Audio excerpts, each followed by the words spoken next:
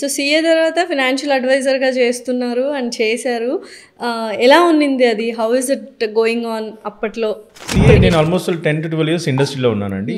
It was really wonderful journey. 10-12 years I was doing good. But somehow నాకు అదొక business, always నా business mind నాది. So unless I'm not satisfied with the growth, and అది growth కూడా ఉండింది, but somehow I'm not getting that I'm learning.